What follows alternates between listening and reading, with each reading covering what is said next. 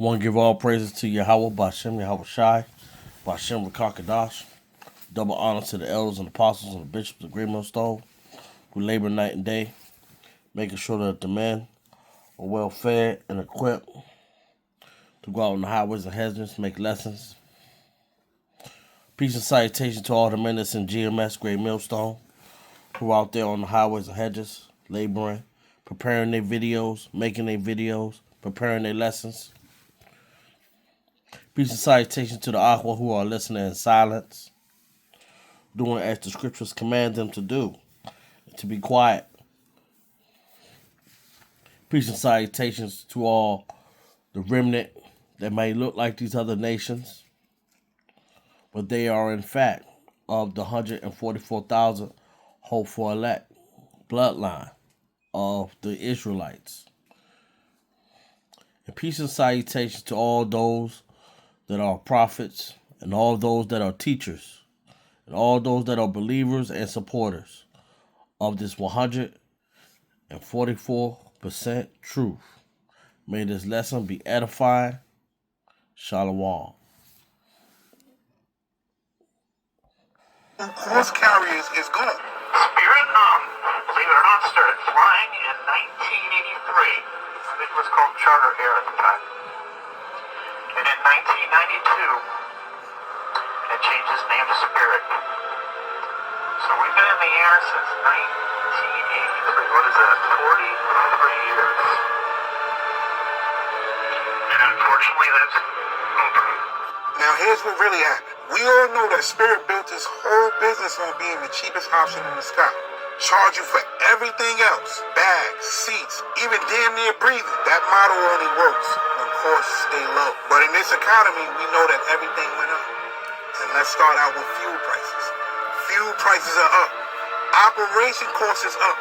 Competition is way worse. You got airlines like Delta and United offering cheaper economy options. They were bleeding money. Now think about this. They just canceled Spirit overnight. You got people that had tickets to go places. You got people that was ready to come back from places that they went via Spirit. So what's going to happen? Are they going to get reimbursed? Will Spirit be issuing refunds? Because Spirit ain't even a company no more. It's over. And we already know the reason it's all over. It's all over because of the economy. This ain't the only thing that's going to be closing. It's going to be a lot of shit to follow behind Spirit. Mark my words. I'm out. Spirit. So, for all those that just love to say it's going to get better, and it's going to get better, it's not going to get better. I'm back on this. I don't know if it's working. I mean, this thing got a mind of its own. But I see why everybody likes this format. I like the format. And it's good for looking up stuff. And I got the Apocrypha. But anyway, we're going to stay on topic. This is Isaiah chapter 19, verse 15. Neither shall there be any work for Egypt, which the head or tail, branch, or rush may do. And as you see, it's going to be no work for Egypt. This is Isaiah 19:16. And that day shall Egypt be like unto, what does it say? A woman. And it shall be afraid and fear because of the shaking of the hands of the Lord Yahweh of hosts, which he shaketh over it. So, there have been major and massive, job losses. And it's only going to continue to get worse. And it's not going to get better. It's not. You can see right here.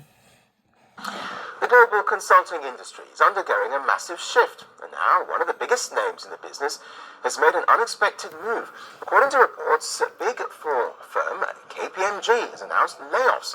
The company, which employs over 275,000 people globally with over 60,000 workers, Look how many employees is that? Fired 400 consultants from its U.S. advisory division.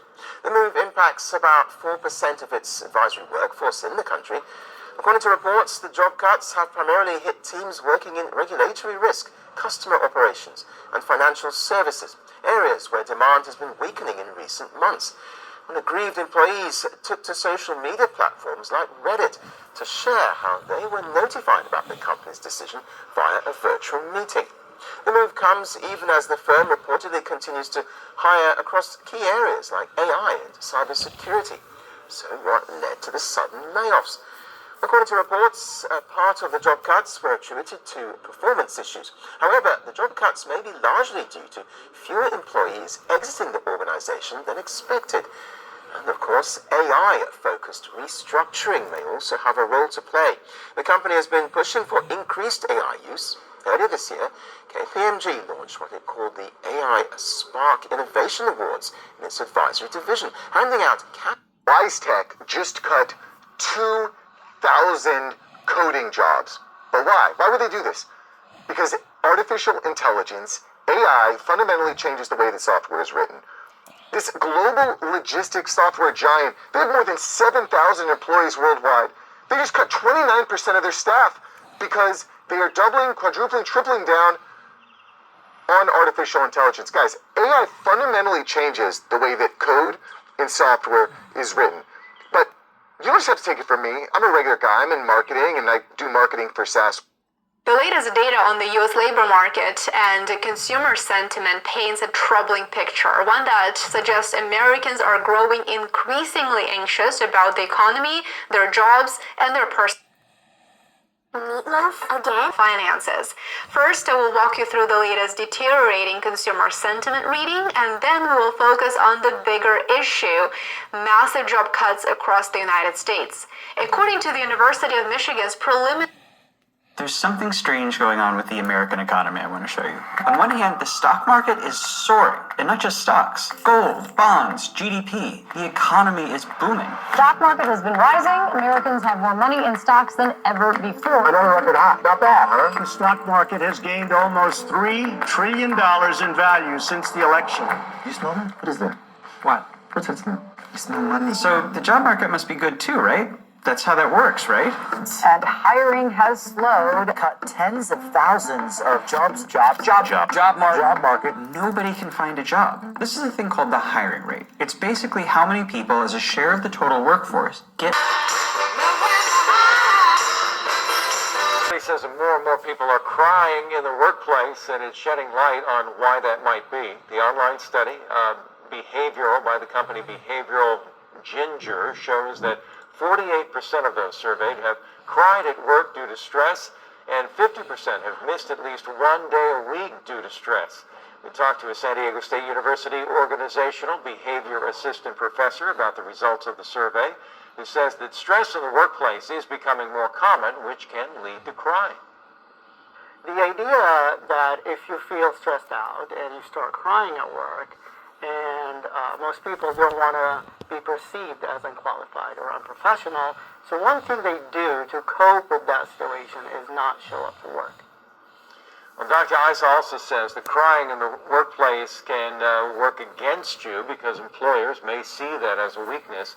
To avoid crying at work, he suggests getting plenty of rest, listening to music, or meditating, preparing yourself before big events at work, or thinking about getting a new job. People, today we are talking about answering the question, is it unprofessional to cry at work? Is crying at work unprofessional? I don't know. Let's see. You're either going to love my answer or you're going to hate my answer. This is Jeremiah 51:9.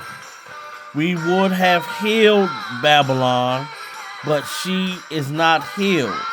Forsake her, and let us go everyone into his own country, for her judgment reacheth unto heaven, and is lifted up even to the skies.